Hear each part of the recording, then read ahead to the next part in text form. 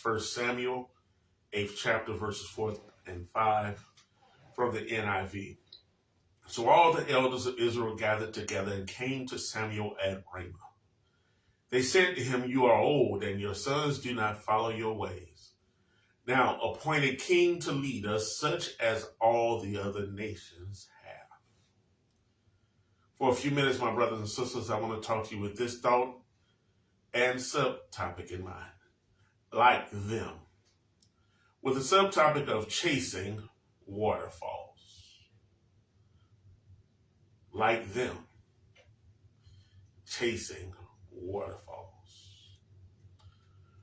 One of my favorite songs from the 90s was by that great female trio, TLC, and it was entitled Waterfalls. The first two verses of the song are vignettes about someone who knew better but didn't do better and the perilous end that they each met. Walk with me for a few seconds here, a few moments as I go through this song, setting up our background for our text. The first verse is about a young man whose mother has reared him the best that she can. Yet he has chosen a life that she tried to keep him from. The street life. The glamour of the street life has appealed to him, and he is now making money dealing in drugs. At this point, all mama can do is pray. Pray for her wayward son and hope for the best. Her wayward son who is happy living that lifestyle. Unfortunately, this young man was set up, shot dead in the streets, and robbed for his drugs. The second verse of Waterfalls is about a man who is having sexual relations with a woman, and he knows he should be using protection with this woman. As a matter of fact, they show in the video a condom in his hand, but she convinces him not to use it, takes it away from him. He sees this fine, sexy woman. He feels some of the best sex he ever had. But he does not see or feel what's going on behind the scenes. Until one day he looks in the mirror. Song says he doesn't recognize his own face. He looks in the mirror and he sees a lesion. In the video, they show the men that this woman has taken down. And not only has this man become one more addition to her body count, but he is one more addition to the body count of HIV. The third verse of the song is rapped by the late Lisa Nicole Lopez, also known as Left Eye. And I'll let you decipher that verse for yourself, because we all can find our place in the beginning of the verse as she talks about her personal life and then segues into waterfalls others have gone down and how to avoid certain traps. Third verse starts off saying, "And I seen a rainbow yesterday, but too many storms have come and gone, leaving a trace of not one God-given ray. Is it because my life is 10 shades of gray? I pray all 10 fade away. Seldom praise him for the sunny days. And like his promise is true, only my faith can undo the many chances I blew to bring my life to a new. Clear blue and unconditional skies have dried the tears from my eyes, no more lonely cries. My only bleeding hope is for the folk who can't cope with such an enduring pain that it keeps them in the pouring rain. Who's to blame for tooting cane into your own vein? What a shame you shoot and aim for someone else's brain. You claim the insane and blame this day and time for falling prey to crime. I say the system got you victim to your own mind. Dreams are hopeless aspirations and hopes of coming true. Believe in yourself. The rest is up to me and you." The chorus to this masterpiece, y'all, features some of the best advice. This is where I'm driving. This is where I'm driving right here. I'm going to pull up and put it in park. So this is where I'm driving. Well, I ain't going to put it in park, but I'm just pull up. Some of the best advice one can give or receive. Because the chorus says, don't go chasing waterfalls. Please stick to the rivers and lakes that you used to. I know you're going to have it your way or nothing at all, but I think you're moving too fast. Don't go chasing waterfalls. It may look beautiful. It may look pretty. Yes, but about 400 years prior to our text, God appointed judges over Israel to restore the relationship the Israelites once had with God, to rescue the Israelites from their enemies, to root out justice, and to remediate the wrongs. That was the job of judges. Samuel was a judge. Samuel was a prophet. Samuel was a priest. Samuel was called by God at the age of 12 and now stands as the last judge of Israel at the age of 70. He's been doing this 68 years. He must have been doing something right. I'm figuring. He must have been doing a good job because God kept him on the job. Samuel figured that he would raise his sons to follow in his footsteps. But his sons didn't follow in his footsteps exactly. They wasn't like Samuel. We can do the best we can with our children. Sometimes they don't be like us. And so one day, Israel wanted to have a meeting with him. Children of Israel had the leaders, the elders, meet with him. Because his sons were not honest and fair like him. Because his sons didn't judge with equal regularity.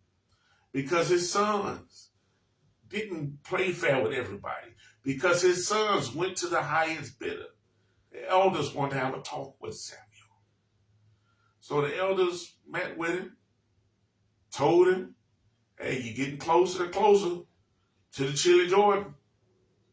And your sons are not ones. They're not fit to fill your shoes when you die. Appoint us a king so we can be like everybody else. See all them around us? We want to be like them. They got a king. We the only one around here with no king. If people ask who's our king, all we say is God. And they say, who is God? Because they don't believe in God. And we say, God in heaven. God in heaven, where's heaven? Heaven up there. Up where? I don't see nothing. I don't see nobody. What you talking about? But God. So they want it to be like everybody else.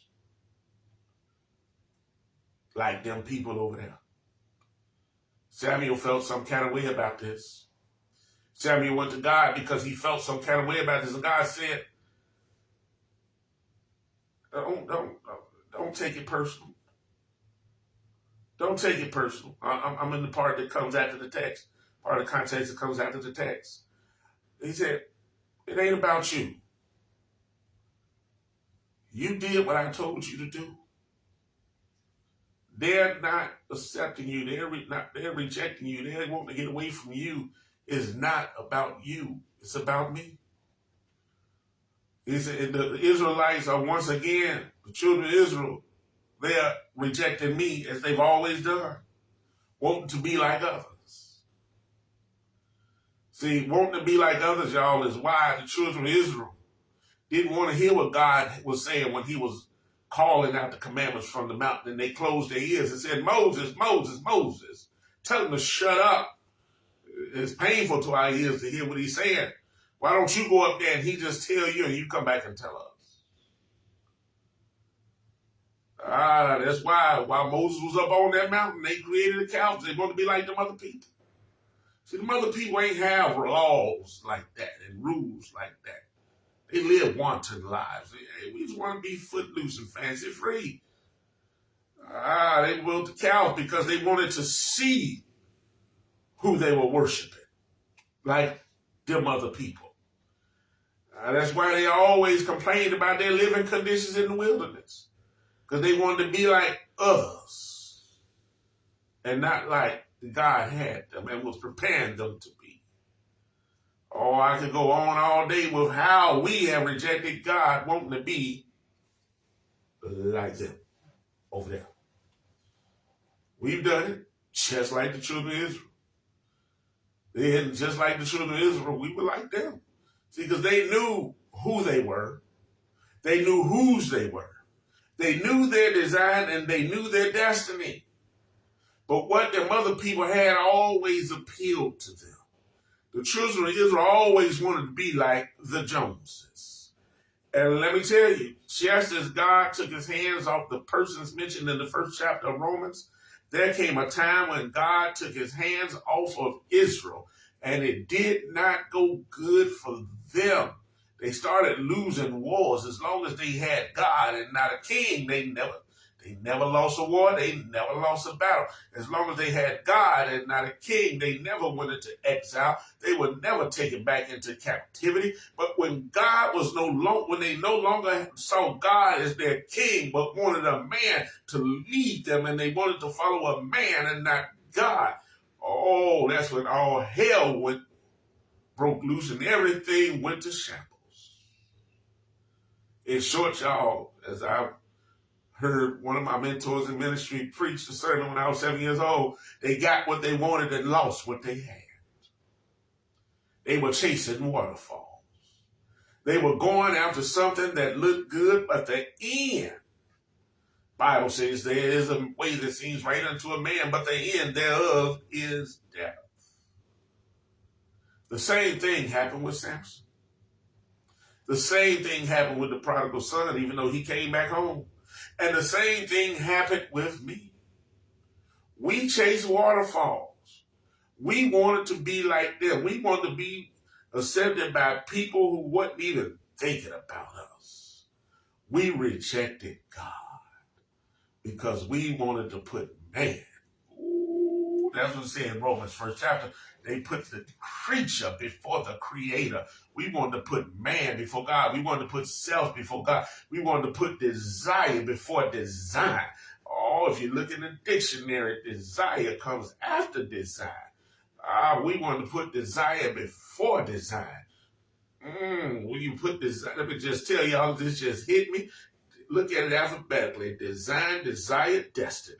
When you put desire between design and destiny, you can get that because you can easily just move on past desire. But when you put desire before design, things are out of order and you can't reach destiny because design ain't in its right place. All right, let me move on with this sermon, y'all. That was just parenthetical. Let me move on so we can get on out of here. Y'all can go on about your day. Finish your breakfast and get ready for church. I was going to tell y'all about my youth today. I was going to move on and tell you about how it was when I was growing up as a kid. I was going to tell you about growing up in the neighborhood, in Inglewood, 69th Carpenter, where they called me church boy. And a lot of things that my friends were doing, and I thank God that the things that they were doing I didn't get into because some of them not here anymore and others found their way to the Crossbar Hotel. Some for a permanent residency. So I am so happy and I thank God for a praying mother, praying grandmother, a stringent mama that let me know if I catch you out there doing this and that, I'll kill you myself. And I'm happy that they brought me up in church and I knew better, even though I didn't want to do better sometimes because I wanted to be like my friends. I wanted to do what my friends were doing. They got to stay at home and watch cartoons on Sunday morning, Samurai Sunday. If I ain't have an afternoon service to go to or an evening service, I was able to come play with them after I get out of church. But other than that, I didn't see church. I didn't see friends and playing on Sunday. I was in church being reared in the Lord. So church boy didn't necessarily get to do what others got to do. I was going to tell you about growing up in church. Preacher boy. There came a time when I couldn't do what my friends were doing. Lord called me in the ministry. My friends who also were teenagers, but now they started excluding me from certain conversations. I wasn't invited to the party. I wanted to be like them, but I couldn't be like them. I was being tugged one way. You can't be like them. But I wanted to go the other way, and I'm trying to tug myself that way. But they wouldn't let me. And when I tried to get in the conversation, hey, we talking about something you need to be hearing about. I was going to tell you even about a young lady who I had a liking to. I had a hankering for. I had my eye on, who told me, she said, preacher boy. That's what they called me at church. The neighborhood, I was church boy, but at church, I was preacher boy. Preacher boy, you better go head on now. This ain't what you want, because I'll turn you out and make you forget you ever knew God. That's what I wanted. That's what I wanted. I'm a teenager and the hormones racing girl. Turn me out. Make me forget to, come on. Y'all have been there. But I was excluded from certain things growing up. And I was going to tell y'all how I was growing up in school, in grammar school. Oh, man, A's and B's.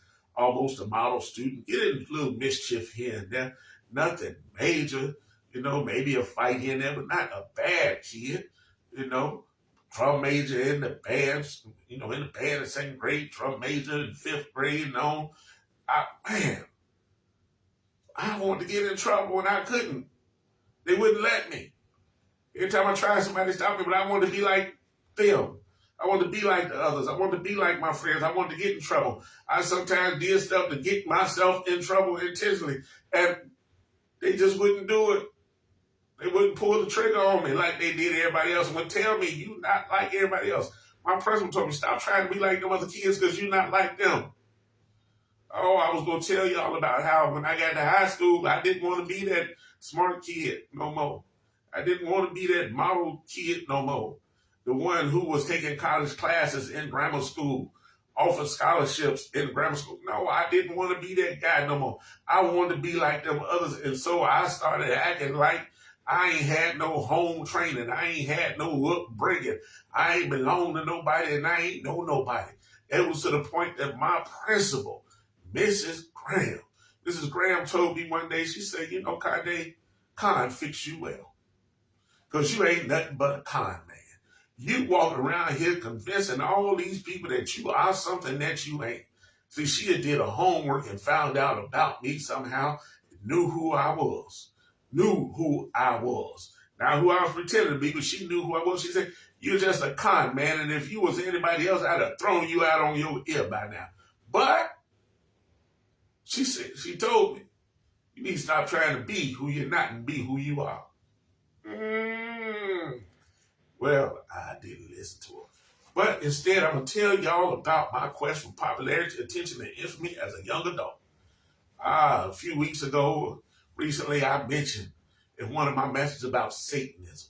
See, I got into that and I consider myself part of the Yazites, a group called Yazites, those who worship God and Satan. Even though Jesus said you cannot worship two gods because you will love one and hate the other. You can't love two things at one time. Something got to move. That's why when you with your wife, you love the hell out of her. But when you with your side piece, you forget you even got a wife. Oh, I'm just going to tell you like it is, y'all. When you got two cars, come on. You drive that Cadillac. Ooh, you love that Cadillac, so you cruise down the street. Those who know how you supposed to drive a Cadillac with that one hand, driving with the palm. You take it easy. You keep it smooth. You keep that thing polished up, looking good. But when you in that Corvette, ain't no driving smooth. You can't love two the same way. You can't. You love them both, but you don't love them the same way with children. I'm not saying it's bad not to love your children the same way, but you can't love each child the same way. You will love them differently because they are different. So yes, I consider myself worshiping God and Satan, but I treated both different because, but see, what I found out, I was working at a place, and I won't call the name because I'm not promoting nobody's business, nobody's corporation. And there was a man there named Alex. We made friends. Alex, though, had all the girls surrounding him. They found this thing he was doing to be so interesting and intriguing. But I liked the girls, too. I wanted the girls and the ladies' attention, too.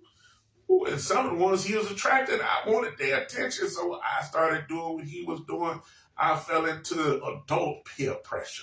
Yes, as adults, we have peer pressure, and we oftentimes assimilate into what others are doing, what our friends are doing, what our cohorts are doing, what our co-workers are doing, because it is attractive.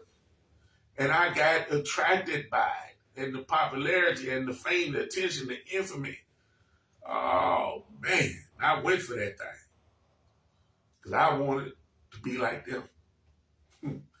Yes, there are other things I did in life, unseemly, unconscionable, unthinkable, because I wanted popularity, because I wanted attention, because I wanted infamy. I did this in adulthood because I wanted to be like them. I wanted to be like them other people. My life was plain Jane, I felt. So I wanted something that people found interesting, something people found attractive, something that would keep me on the map in people's minds and in people's mouth. But let me tell you, just because you in people's mind and in people's mouth don't mean you there in a good way. Because some folks will laugh with you. They will laugh, and all the time they are laughing at you. They will walk with you, but all the time they ain't on your side. Oh, come on, Papa Doc. We call them friends. But they not. They just associates. Oh, come on, somebody. So I did these things until the Lord told me one day, hey, these ain't his exact words I said it, but he came to me in a storm as I was out with friends on the beach. I had a gathering I had no business at. And a storm came over. Everybody had somewhere to go except me. Everybody had shelter. And the only shelter I had was under a tree. Yeah, I know this is the worst place to be in a storm. But I heard the Lord speak down through that storm and say, this is not the design I have for you. Leave it alone. Yeah, I ain't listening right off the bat. He had to tell me a second time. But I fell in that trap of chasing waterfalls. I was rejecting God because I wanted to be like them. I wasn't even going to church. The preacher ain't going to church. Because there was stuff going on Sunday I wanted to be a part of. Let me tell y'all, chasing waterfalls, rejecting God, wanting to be like them. That's a dangerous game. Stepping outside of God's desire and design for you. That's a dangerous game, y'all. There is no good in the end of it. But before I get out of here, y'all, I'm about to get out of here. I'm going to tell y'all about a little story that's going to show you how that works, how that comes out. Yeah, I told you what the Bible said, but let me give you a children's story I learned when I was growing up called Scuffy, the Tugboat, and His Adventures Down the River. Let me say it again, Scuffy, the Tugboat, and His Adventures down the river. He went down the river. The story goes that there was a little tugboat, little red tugboat in a toy store. And there was a man who owned the toy store. The toy store was his, and all that dwelled therein. The earth is the Lord's, and all that dwell therein. Okay. And this man owned everything in the toy store. It all belonged to him. He built it all. He designed it all. He made it all, including this little tugboat. And he allowed for the toys to have a mind of their own. Apparently, because his tugboat was sitting there and tooting his smokestack saying, I don't belong here. Just sitting here in this toy store is not for me. There's something out there that I should be doing, can be doing, other than just sitting here in a toy store. So the father, the man, they called the man with the polka dot tie, he had a son. He took the boat and gave it to his son. Son took the boat into his hands and he played with it. He put it in the bathtub and he played with it in the boat. Again, blew his smokestack. This is nice, but there's got to be something bigger out there for me. There's something else, because I seen other tugboats, and the red painted tugboat ain't got no business in a bathtub. So the father and the son took him out and let him play in the little stream by the house. The wind turned him this way and that way. The Spirit moved him. The Father, Son, and the Holy Ghost were there with him. But the boat decided that it wanted to get away. It didn't want to do as they were playing with him, and the way the wind was keeping him right there, it wanted to stretch out and do other things. And so the tugboat decided, let me get over here in the stream where the water's flowing. And it started downstream, and the child started to try to go after the son, started to pursue the boat that was trying to get away from the father. Oh, come on, somebody. Y'all hear me preaching this thing. Type amen. See, I tried to get away, but the son was chasing me. And the father wasn't far behind. But the boat went on down the stream, and the stream met into another stream, and the boat, as they got close, the son pursued closer, the boat started going faster because it wanted to get away and do its own thing. So it got to a point where the stream met up with another stream, and it flowed away even faster. Well, it started going past the meadows where the cows were pasturing and people farming. Oh, this is so beautiful. Oh, I thought it had made it. Yes, I'm doing good. Look at here. But there came a spot in the bend where it hit the rocks and bounced off. Ooh, a little rocky spot. Then a storm came and darkness fell. In a storm, the boat was scared, didn't know what to do, but it kept going. When darkness came, the boat was scared. It heard an owl hooting and it tooted back. It was scared. I don't know what that is, but I'm going to make noise too, just in case it's something that can attack me. I went through a storm and went through darkness. Sunshine came, and the boat had all the opportunity to turn back, the book says. The boat was scared, but when they saw sunshine again, instead of turning back, oh, well, I might as well just keep on going because things are looking beautiful again. So now it's looking at beautiful towns and everything. Oh, look at this. It's so pretty.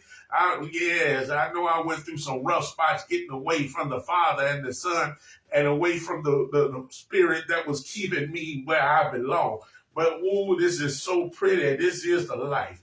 But then it came around another bend and hit a river. And it was going down a little wider river. It came across a spot where there were loggers.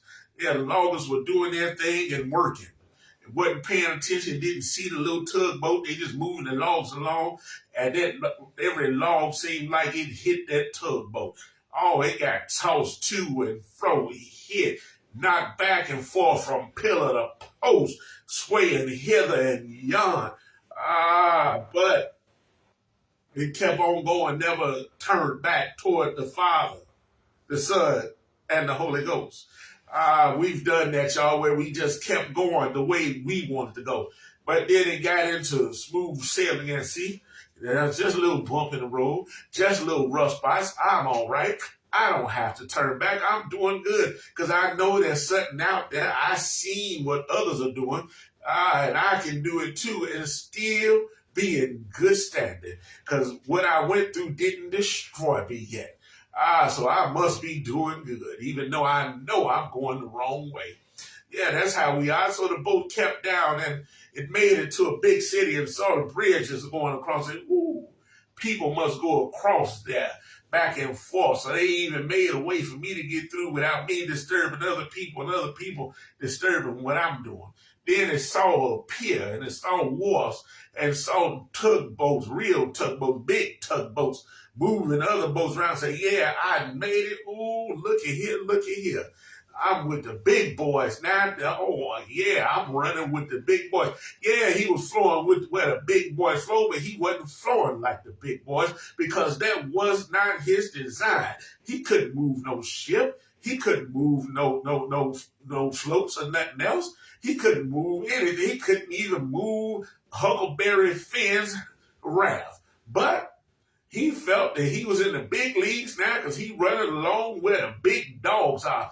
Yeah, but that wasn't your design, so you just in the way. Really, you ain't even in the way because they don't even know you there. They doing them. You just happen to be there. So as he kept going, he got to the sea. The river took him right to the edge of the sea, and he stopped. All he could see was eternity. When he looked, and all he saw was water, he said, hey, hold on now. I'm facing eternity, and I don't think I can make it. We all have got to that point. We all there every day that we wake up. I come to tell you, every day we wake up, we are facing eternity. Can you survive in eternity? Have you lived a life where you feel like if you step on out into that sea, you'll be all good? Or do you feel like if you step into that sea, that'll be your peril? Well, the boat felt like if I step into that sea, that's going to be it for me because all I can see is eternity. Well, I'm like the boat. I don't know what's out there in eternity, but I got a feeling, y'all, that if I cross right now and from the river into the sea, that the eternity is going to be all right for me. But just like that boat, let me tell you, as you face eternity, I told you every day we wake up, we facing eternity. Just like that boat, the father, when the boat felt like, I don't think I can make it, he didn't even know that man with the polka dot tie, that father, was right there. He reached down and poured him up out that river, returned him to the hands of the son. The son returned him to his place, and he followed from then on. He followed what the wind told him to do. He stuck with the Spirit. He stayed within the bounds of his desire. He stayed within the bounds of the desire of the Father, the Son, and the wind. Yes, and he stayed at his true destiny, which was in the hands of the Son, bringing him pleasure forevermore. That's our destiny, y'all. And what we do, whether we be in a toy store, in a pool, in a bathtub, or in a brook, our job, our destiny is to bring glory to the Father, the Son, and the Spirit. As I go up out of here, let me tell somebody today who's facing eternity. Every day we wake up, we face eternity. They don't think they can make it on that sea. Reach out right now. The Father is waiting to pick you up and take you back to the Son. I've been there, y'all. I know what it's like. And I know when I said, Father, I stretch my hand to thee. Before I could say no other help, I know he had grabbed me by the hand, picked me up out of that river I found myself in, restored me to the joy of my salvation, as David said. I come to tell somebody, if you just reach out, the Father has been following you all along, waiting for the moment to save you from yourself. Be blessed, my brothers. Be blessed, my sisters. God loves you. I love you. Ain't a dadgum thing you can do about it.